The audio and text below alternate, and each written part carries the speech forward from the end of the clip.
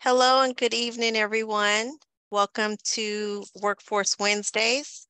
My name is Yvonne Beals. I'm the Chief Education Officer with you. And this is our last Workforce Wednesday for our summer session. Thank you all for being on time and being consistent and being available every Wednesday for the last several weeks and being committed to learning about all of the workforce opportunities that we have shared with you. Quick announcement, we will have a break between now and the fall. Look out for the fall session information that should start up in September. We have yet another dynamic presenter today that will be sharing with you her experience. And I would like to share with you a little bit about our presenter this evening as I read her bio. So Dr. Arianne Pinkney is coming to us this evening from Atlanta, Georgia. She is the founder of the Be Well Live Consciously organization or foundation. She's an integrative wellness and life coaching service that offers individual coaching, corporate training, and wellness retreat, and a motivational speaker. She inspires others to consciously create loving lives that work for them. Dr. Pinkney specializes in integrated wellness, mindfulness, career coaching, and codependency. She graduated from Georgia's finest schools, including Spelman College, University of Georgia, and Emory University, where she completed her doctoral studies. She is an ambassador for the Integrative Wellness Academy and promotes whole life wellness to all. As a coach, she encourages conscious creation through conscious choice. She enjoys reading, traveling, Benton ice cream, and leafy greens, but not all together. She is a mother, a wife, and so much more. I'm sure a great friend. And so without further ado, I'd like to introduce Dr. Pinkney to you. Hi, thank you for that awesome introduction. I am super excited to be with you all today. I wish I could see some of your faces, but I feel all your good energy and good vibes. So I wanted to just, I'm spotlighted. Great, thanks. I see people entering the waiting room really quickly. I should be just letting them in, correct? All right, here I'll let them in. We'll do that. Okay, you can do it too. Okay, great. I didn't know if I was the only one who could see that. Okay. Well, I just want to thank you all for having me. I want to give a special shout out to Anissa for sharing this awesome opportunity with me. And today I just want to talk a little bit about how I got here. In the journey to entrepreneurship, because I was a high achieving, in many ways, token Black student who grew up in predominantly white environments. I did extremely well, gifted track, all of those kind of things. And for me, success often looked like just achieving the next thing, passing the next test, doing the next thing extremely well. And that's where I started. I started checking the boxes, doing good in school. If you circle the right answers, they tell you that you're smart. If you walk down the hallway in the line, when they say walk down the hallway, they say, oh, you are well behaved, right? Because sometimes schools can focus on producing certain outcomes that they want from us. And I got really good at school. So I did school very well, and that landed me. Actually, I went to school at Pepperdine for my first year of college.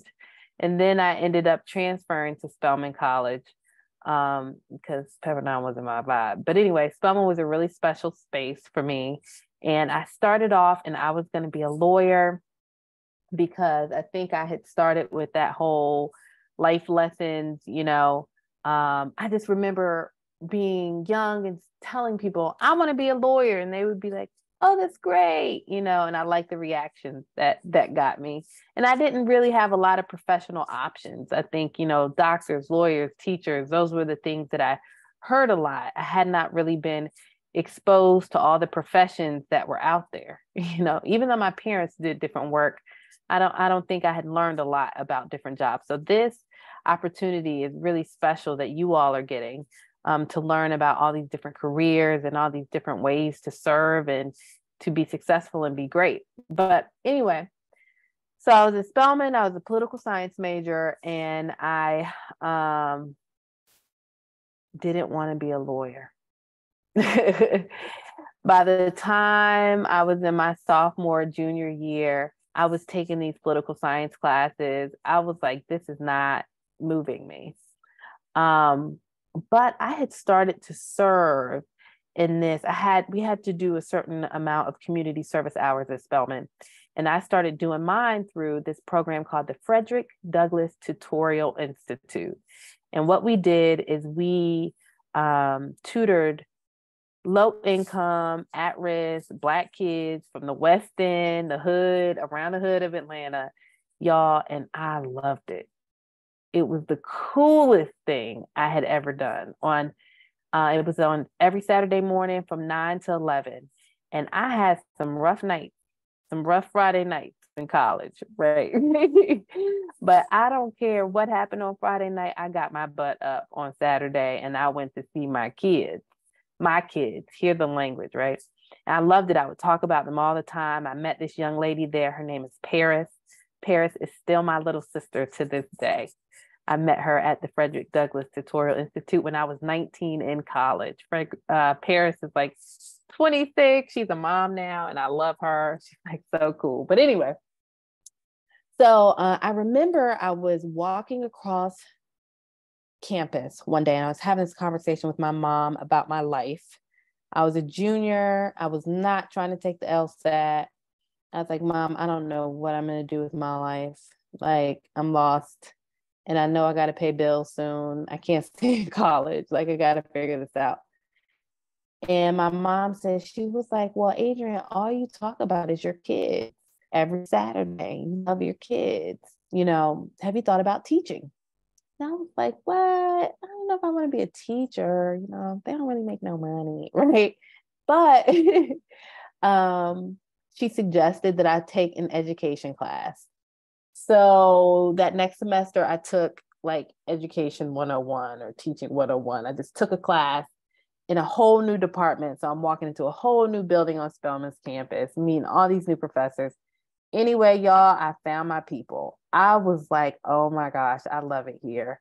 I love learning about how people learn. I love learning about development and kind of how we become who we are. And I was all about it. So I was too far to change my major, like way too far in to change my major, because if I changed my major, I was not going to graduate on time. So I went ahead and I got this degree in political science with a minor in women's studies. But at that point, I knew I was going to be a teacher. So I graduated from Spelman. I went to UGA and I started a program to get my master's in urban teaching. Because my background had been in political science, it made sense for me to be a social studies teacher.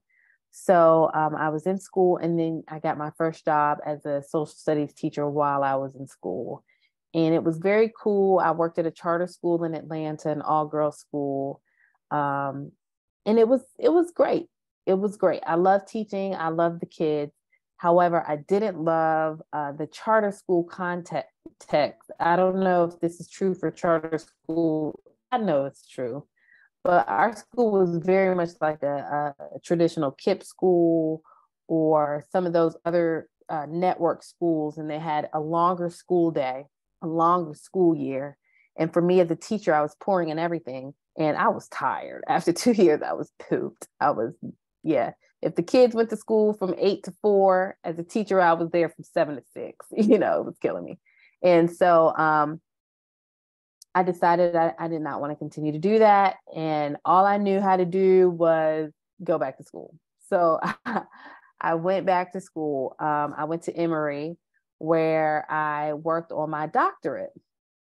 And Emory was cool. It was a wonderful educational experience. And when you get to the doctoral level, any of you all who want to be professors or really get into, thinking, right? At the PhD level, this is something for you all to know. When you're in like high school or college, people are looking for you to produce the right answer. When you're in your master's level, they want you to think about how other people got to that answer. But when you are in your doctoral program, they want you to start to ask the questions, right? So it's a different expectation from you as a student. And I really loved thinking about things, asking questions, coming up with new answers, maybe that were different than what people had done previously. So it was so cool. So I was working on my doctoral program, and at this point, y'all see, I'm a high achiever, right? Like I'm getting that next education. Like many Black women today, we are the highest educated group in the United States. We have more degrees, more certifications. That's what I knew how to do. I knew how to achieve.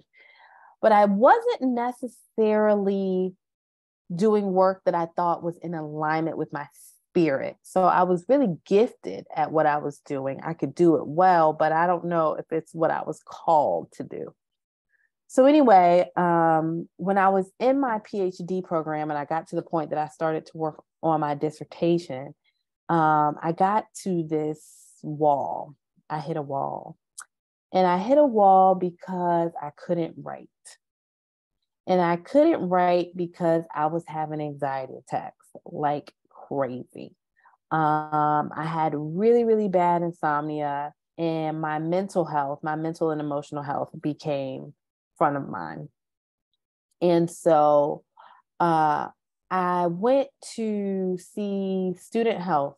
Y'all, this is actually one of the most important days in my life. I went to student health at Emory University because I had insomnia for 3 days. I had not slept for 3 days. I remember being in the car and I felt like I was an unsafe driver. So I said, you know what? I'm gonna go see somebody. So I went to Emory Student Health and I was like, I need help. Luckily, the physician there was a Black woman who I had seen a few times, and she and I had a relationship, and I think she loved me a little bit. She did. So I went to see her, and I was like, look, Dr. Such and Such, I can't sleep. I need you to write me a prescription. Help, right? And she said, well, listen, Adrian, I can write you a prescription for Ambien. She said, but I want this to be your last resort. I want this to be your absolute last resort, because anytime you use this, you have to make sure you have 8 to 10 hours to sleep. You can't drive heavy machinery. It has addictive properties. When she used the word addictive, I got really, really afraid, because my father was a drug addict. My father was, I guess I'll say in some ways, a victim to the crack epidemic in the 80s. And my father was on drugs. So I was always afraid of anything that was addictive, right?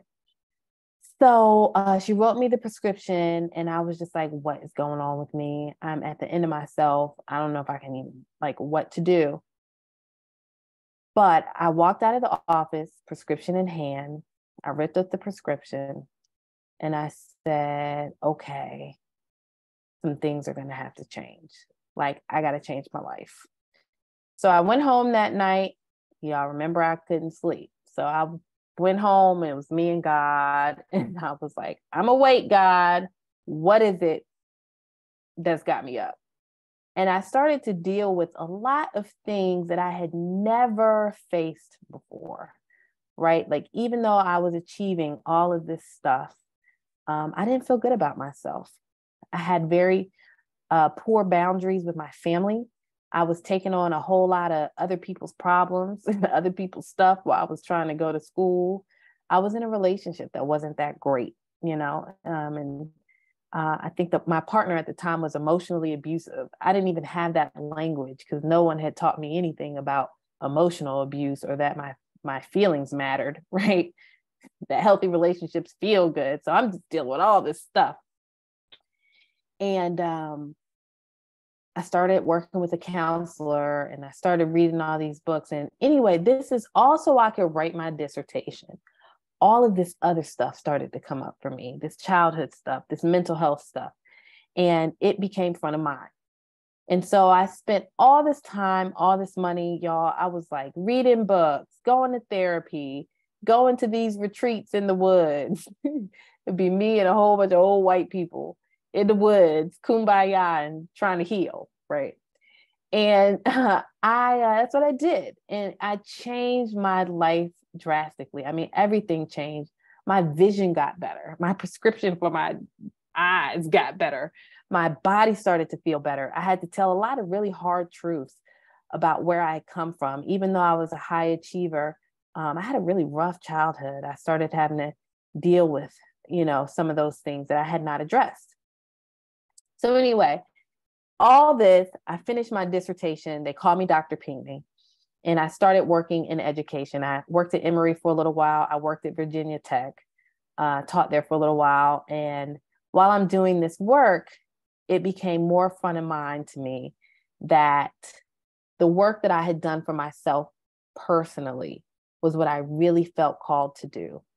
I think I was right in the sense that I was a teacher, but I wasn't teaching what I think God sent me to teach. So I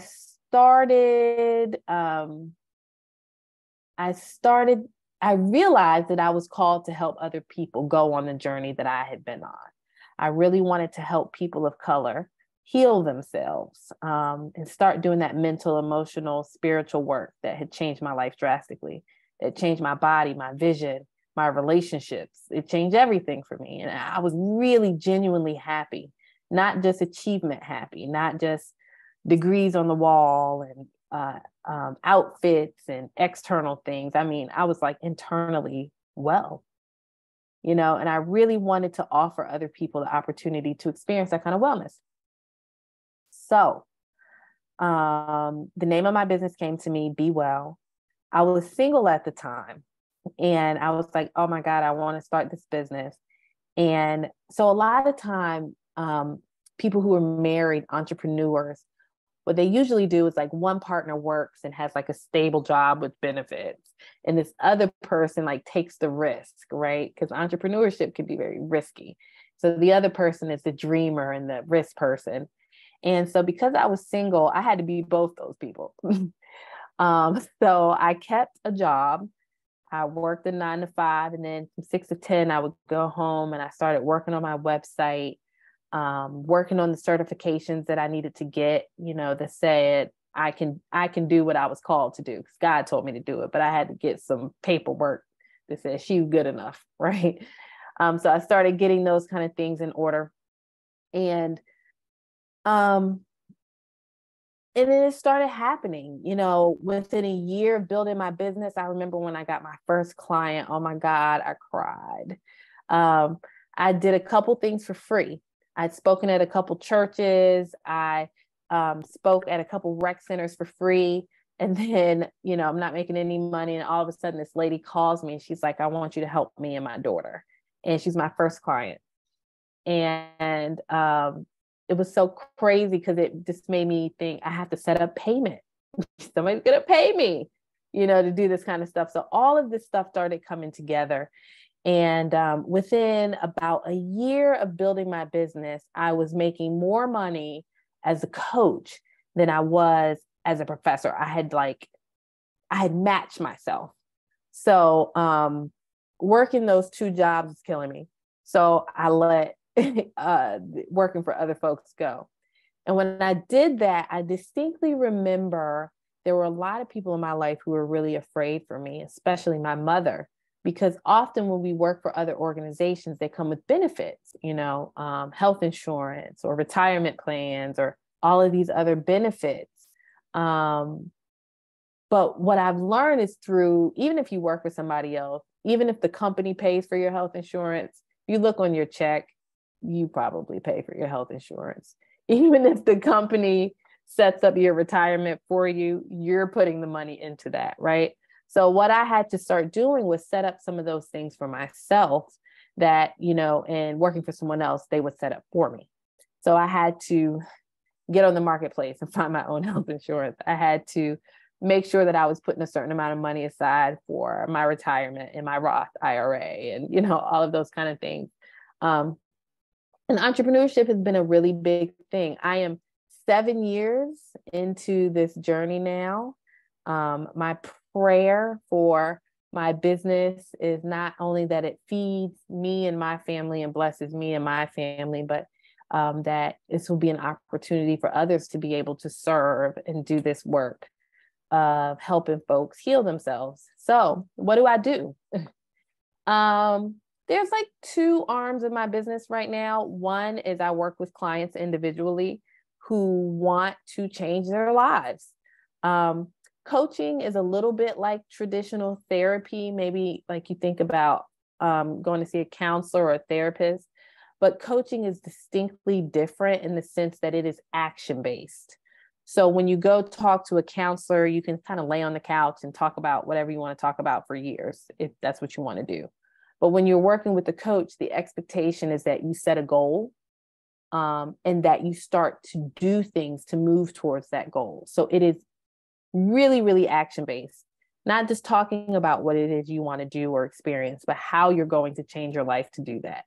So that's one of the arms of my business, individual coaching. And then the other is corporate coaching. So y'all know I'm a teacher. So now what I do is I go to different organizations and I help them with soft skills. So anything that's relational about getting along with other people. Some of the stuff that I wish I had learned when I was y'all's age, right? Emotional intelligence, listening skills, mindfulness, like breath awareness, and really helping organizations create healthy environments where the folks who work for them are well within that work. I also do DE&I training, helping people learn how to get along with those who are not like them. So that is my work. And I'm really excited to just share that story and that experience with you. And I'm really curious to hear if you all have any questions. One thing I hope that you really heard in this story is that the path can go so many different ways and that you all can change and grow within your career choices.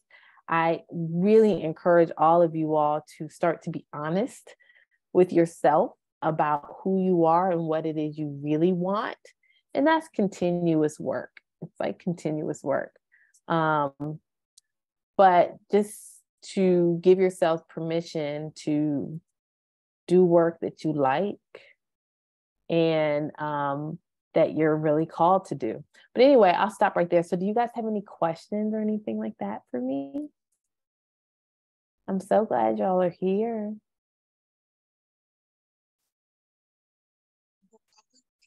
Those to insert their questions or comments in the chat. Thank you so much for sharing your experience and your journey. And it's inspiring. It really is inspiring that you using your own testimony, if you will, to share with others and empower others. It's because my microphone is up in my hair. Sorry about that. We do have a chat. So as an entrepreneur doing life coaching, how do you organize your time?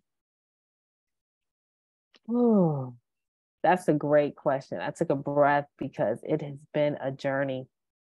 So when I first started my business, y'all, I did everything. I was my website developer. I was my social media person. I was my HR department, right? Like I was not my HR, but like my bookkeeper. Sorry. I was doing the money. I was doing the social media. I was actually doing the work itself, serving the clients. I was wearing so many hats and I was really stretched. So I actually had a meeting at one point with the financial counselor that I had that changed my life and the way that I thought about money.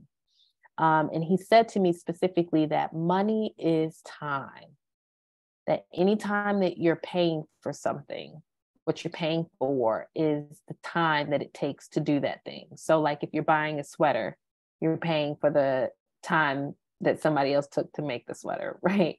If you're buying a meal, if you go out to eat, you're paying for the time that, it took to cook it. If you're paying for somebody clean your house, you're paying for your 3 hours back on a Saturday. So you could go do something else while your house gets cleaned. Anyway, so that was a really powerful moment for me to start to think about how I was running my business, because at first I kept thinking, I just need to make this money for myself and, make sure that my bills are paid. And even if that means I have to do all the social media myself. But I eventually found that the more that I started to outsource little things and let other people support me, the more time that I had to be excellent in what I was doing. So I really started to organize my time really differently. I went ahead and invested in someone else doing my social media page. I use student interns right now. So if anybody's looking for a cool internship, I usually use Spelman students because they're right up the street and I'm a Spelman grad. But, people who are interested in doing this kind of work, I allow them to help and support me. I'm really excited to say that I don't do everything anymore. And then also being a mom has changed that for me too. One of the things about doing wellness work is the integrity that I have to keep, right? So I can't say to other people, y'all need to be well, and my life is over here being a mess. So one thing I do love about this work is it constantly makes me check in with myself. And no, I'm not perfect. God, no. But it does make me be responsible for living a life that is in alignment with what it is I tell other people is available for them. So sometimes I get off. I mean, I'm a mom with 3 little girls. I have twin girls who are 2.5. And then I have another baby, Sophia. She's about to be 1 in like 2 weeks. So I have 3 under 3. And, I have totally lost myself in some of that, but I just got it back together. But I've definitely had to organize my time in a way. It changes, right? Being a mom made me change the way that I've organized my time. But outsourcing and getting help has been really, really huge for me, and being able to have some time for myself. Were there any specific certifications that you needed to obtain to be a life coach? No, actually. So kind of like being a yoga instructor or a dance teacher, there's not any specific certifying body for life coaching like there would be for traditional therapists or doctors. But there are several organizations that certify people who want to do this work. So I chose to go through an organization called the Integrative Wellness Academy. And it was a great experience. I have also gotten additional certifications in different aspects of what I do, like mindfulness or emotional intelligence. I've done some of those at like Duke University, or just different online platforms that I've been able to learn from. So there's a lot of different ways that you can get into life coaching. In the chat, one of our participants says, we really appreciate you sharing your experience. Many adventures. Jump one. What were some of your challenges, or your most challenging part? Starting your business, going back to school, leaving from volunteering your youth. Like, what was your biggest challenge? My biggest challenge was believing that I was worth it, that, someone like me could help other people get their stuff together, especially because I came from so much stuff. Like, I can't tell you all my stuff, but, I just came from a lot of stuff. And I think I had to have the audacity to believe that, Even someone like me could support somebody else in creating something that worked for them, right? And I think that's I think imposter syndrome, because I think that's what a little bit of it was for me at first, shows up almost anytime we're trying to reach higher or do something different. And it was very prevalent for me when I was like, do I really feel like I can help these people? But what I believe now and how I coach my clients is like, I'm not really here to solve their problems. I'm not here to tell people what to do. I really just help them see themselves and hear themselves differently so that they can solve their own problem, right? So, for example, I might have a client who would come up to me and say, Adrianne, I don't have any time for myself. I'm so overwhelmed, and nothing in my life is working, right? And I might say something to them like, well, what's taking up so much of your time? And then they might tell me all 20 things that they have going on. And I might say, well, what thing are you willing to let go so you can have more time for yourself? And then you realize that they have a struggle with letting things go or saying no or not being included or not feeling helpful, right? If they've learned to be helpers. And then with that, most times people have their own answers and they solve their own problems. So once I started to trust that more, I felt like I was totally competent in being able to help folks see themselves and then heal themselves. And that helped me a lot because then I realized, oh, it's really not up to me. I'm just here to be a source and a supporter. That was a long answer. No, but it was a great answer. How did you decide your pricing for your services and be able to create a stability for yourself? And the second part to that is, what advice would you give to our participants today? And if you are going to go into your own business, how do you balance your money, paying themselves, reinvesting it into the business or into personal stuff, and managing life? Like, that's because, like you mentioned, you had to do everything as an entrepreneur. So what From the advice would you beginning, yeah. give from the beginning? I'll start with, how did I come up with my pricing in a way to create stability? So when I first started my business, I was in Charlotte, North Carolina, and I got an email one day from this organization called NABO, the National Association of Women Business Owners. And this white woman, this older white lady, had reached out to me, and she invited me out to lunch, and she was just so forthcoming. She was like, NABO is an organization of older white women, and we want you to join us because we need some youth, we need some diversity, we need some Blackness, we need some youngness, we need people who do different types of work. Like, your business is very different than what a lot of other people do. And will you join? Right. And I had been working in this silo by myself for a little while. And I said, okay, I guess I'll be open to learning from these other women who are owning businesses. So I joined this organization, and I was put into a small group of other business owners. And I remember being in the group of these other women. The majority of them were white and older than me. And I shared with them what my pricing scale was, and they hit the floor. They were like, Adrianne, do you seriously expect to pay your bills charging people $70 a session for an hour? Like, that's not going to work, right? And I mean, crunched the numbers in my face, and they were like, girl, you're smart, you're good, you have a PhD, you need to be charging these people at least, $150 a session. And this is what you need to charge for your corporate stuff. And oh my gosh, just being able to,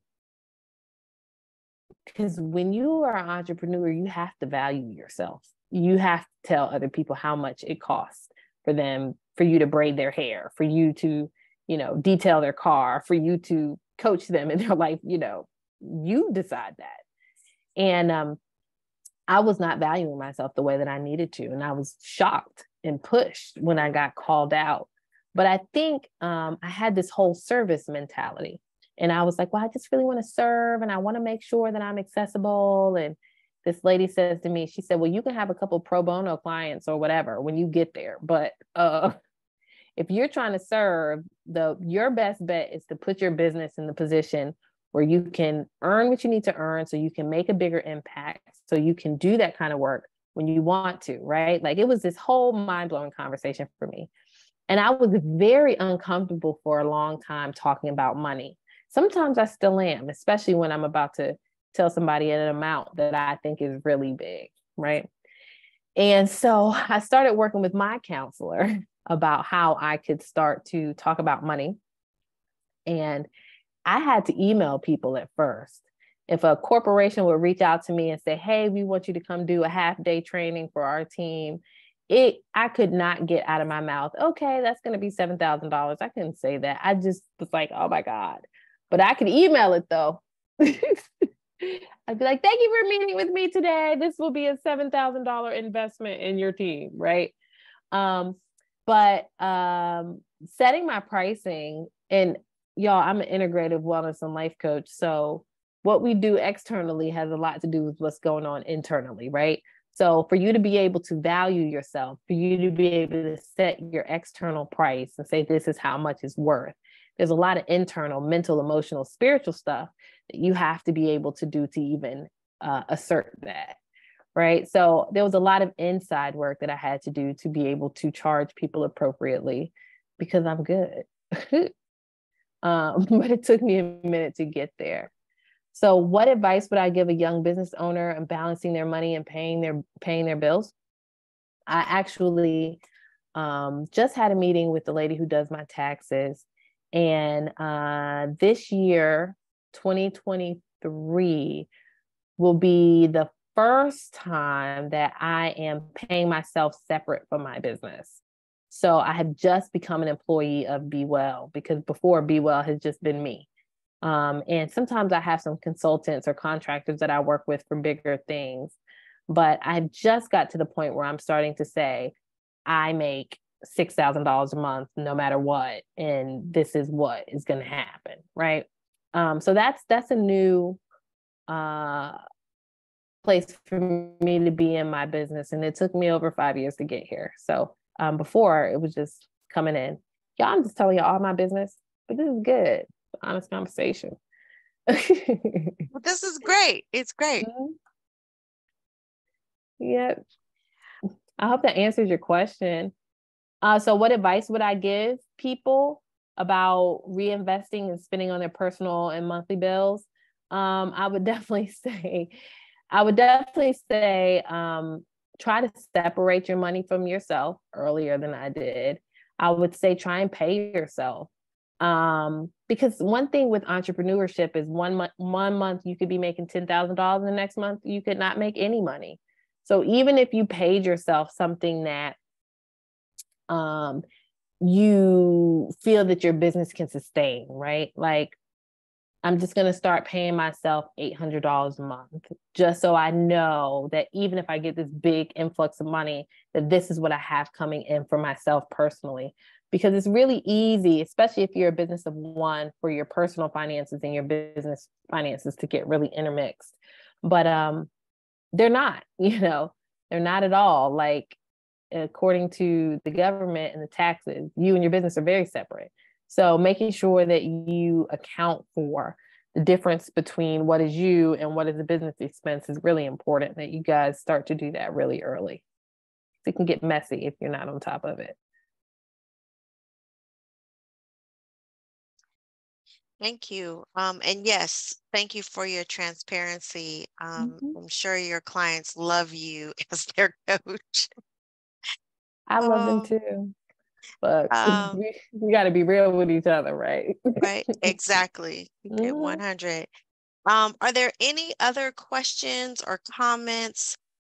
We have about 4 minutes, and again, we know you're on a different time zone, so we want to be respectful of that. Any questions that you'd like to ask Dr. Pinkney before we close for the evening?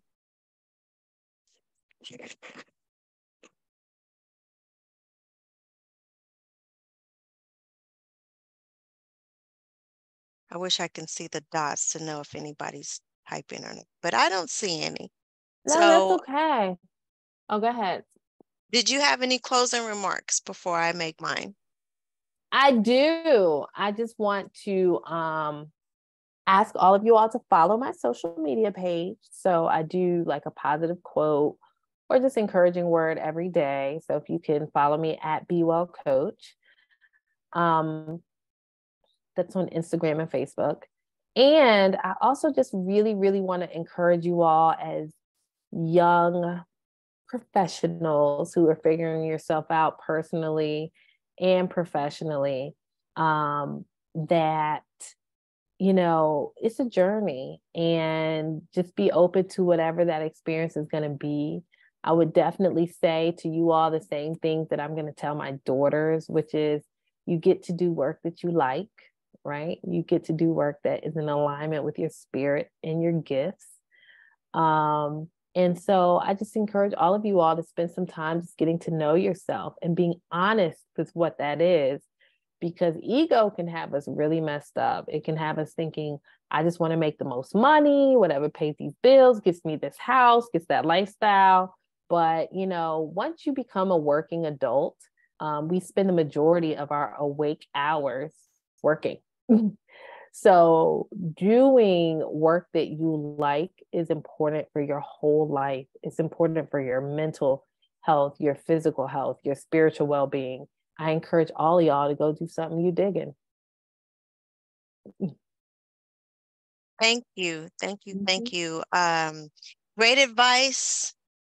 Lots of things to put in front of our minds to think about. And lots of great takeaways. So I hope that you all have found this informational. Thank you so much, Dr. Pinkney, for sharing. And yes, this was a great closing session. We've had so many, but this was a grounding one for all of us to just think about what's next for us all. So thank you again. Just a reminder to all the participants, this is the last one for the the summer session, and the fall session should be starting somewhere between mid third week or so of September, but you'll be notified about all of that.